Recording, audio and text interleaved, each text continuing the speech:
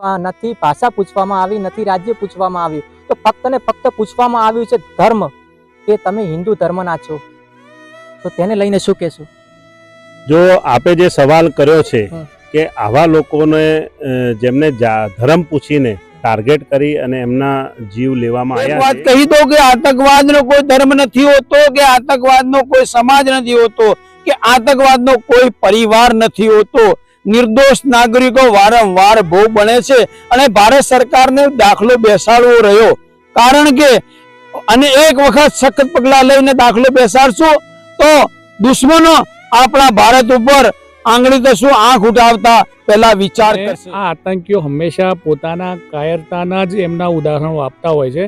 એમનામાં કોઈના પણ એટલી તાકાત નથી કે જાહેરમાં આવીને અમારી જે હિન્દુસ્તાનની આર્મી છે એની જોડે મુકાબલો કરી શકે. કાશ્મીર પહેલગામમાં જે આતંકીઓ દ્વારા જે હુમલો કરવામાં આવ્યો છે, આ હુમલાની અંદર 27 લોકો આ મોતને ઘાટ ઉતર્યા છે. ત્યારે આ ખૂબ એક ગંભીર રીતે દુઃખની વાત કહી શકાય. ત્યારે આપણે જ્યારે પાલનપુરની અંદર અહીંના સ્થાનિક લોકો છે, જ્યાં મુસ્લિમ ધર્મના લોકો છે, તેમની સુધી વાતચીત કરીશું. કેવા દુઃખ જે વ્યક્ત કરતા હતા, ત્યારે અમે તેમના સુધી પહોંચ્યા છીએ. શું કહેશો જે આ ઘટના છે તેને લઈને? આ એક આતંકીઓ દ્વારા જે હુમલો કરવામાં આવ્યો છે, આ ખૂબ એક દેશ માટે ખૂબ એક દુઃખદની ઘટના કહેવાય. તેને લઈને શું કહેશો આપ? જમ્મુ કાશ્મીરના પહેલગામમાં જે રીતે આતંકવાદીઓએ એક નિર્દોષ લોકોના જીવ લીધા છે, તો એ કાયરતાપૂર્ણ અને માનવને શર્મસાર કરતી ઘટનાઓ છે. અને આ આતંકીઓ હંમેશા પોતાના કાયરતાના જ એમના ઉદાહરણો આપતા હોય છે. એમનામાં કોઈના પણ એટલી તાકાત નથી કે જાહેરમાં આવીને અમારી જે હિન્દુસ્તાનની આર્મી છે એની જોડે મુકાબલો કરી શકે. એ આવા જ લોકોના, નિર્દોષ લોકોના જીવ લેતા હોય છે. 140 કરોડ ભારતીય લોકો આજે દુઃખી છે. આ લોકોને કડકમાં કડક સજા થવી જોઈએ અને ફાંસીથી પણ વધારે, એટલે કે એમને જાહેર ચોકમાં, જમ્મુ કાશ્મીરના ચોકમાં લાવી અને જેટલા પણ આમાં દોષી હોય એ દરેકને ત્યાં લાવી અને એમને ગોળી મારી દેવી જોઈએ. તો જ આ મૃતકોને સાચી શ્રદ્ધાંજલિ કહી શકાય છે. તો ખૂબ અહીંના બીજા પણ મુસ્લિમ ધર્મના સ્થાનિક છે, તો જે કહેવામાં આવ્યું હતું કે આતંકવાદીઓ દ્વારા નથી ભાષા પૂછવામાં આવી, નથી રાજ્ય પૂછવામાં આવ્યું, તો ફક્ત ને ફક્ત પૂછવામાં આવ્યું છે ધર્મ, કે તમે હિન્દુ ધર્મના છો. તો તેને લઈને શું કહેશો? જો આપે જે સવાલ કર્યો છે કે આવા લોકોને જેમને ધર્મ પૂછીને ટાર્ગેટ કરી અને એમના જીવ લેવામાં આવ્યા છે ગોળીબાર કરીને, તો પહેલી વાત તો હું એ કહું કે આવા લોકો જે આ આતંકવાદી કહેવાય છે, એમના તો નથી કોઈ ધર્મ, કે નથી કોઈ મજહબ, કે નથી કોઈ જાતિ.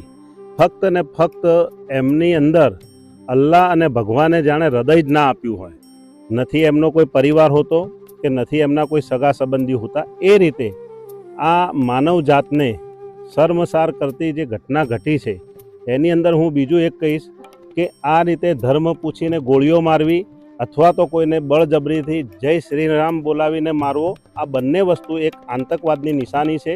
અને ભારત દેશની અંદર આ જે વિવિધતામાં એકતાનો દેશ ગણવામાં આવે છે, એકતામાં અખંડિતતા માનવામાં આવે છે, એવા આ ગાંધી અને સરદારના દેશની અંદર જેમનું નામ આજે ગર્વથી લોકો લઈ રહ્યા છે, કે આપણા ડૉક્ટર બાબા સાહેબ આંબેડકર હોય, કે ચાહે મૌલાના અબુલ કલામ આઝાદ હોય, કે ચાહે આપણા વીર શાહ નવાઝ હુસેન હોય, કે જેને દેશ આઝાદ થયો ત્યારે આપણી આર્મીને ખૂબ જ સારી રીતે ફોલો કરી અને આ દેશની અંદર જે પણ અંગ્રેજ હતા એમને ભગાડવામાં ખૂબ મોટો અહેમ રોલ નિભાવ્યો હતો.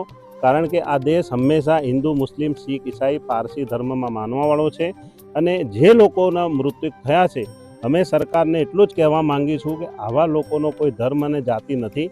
આવા લોકોને તટસ્થ તપાસ કરી એમને પકડી અને એમને શ્રીનગરના લાલ ચોકની અંદર એમનો એવો અંજામ આપવો જોઈએ કે એમને હું કહું ફાંસી તો ઠીક છે, પણ ફાંસીથી વધારે આગળ જઈએ તો આપણે ઇન્ડિયન આર્મીને એ સરેઆમ ચોકમાં લટકાડીને એમને એટલી ગોળીઓ મારવી જોઈએ કે એમના શરીર કરતાં ત્યાં ગોળીઓ વધારે દેખાવી જોઈએ, જેથી કરીને ભવિષ્યની અંદર કોઈ પણ વ્યક્તિ હિન્દુસ્તાનની અંદર હિન્દુસ્તાનના લોકોની આ રીતે ટાર્ગેટ કરવાનું કે એમને નિર્દોષ લોકોને એમના પરિવારથી છીનવાનું કામ ન કરે.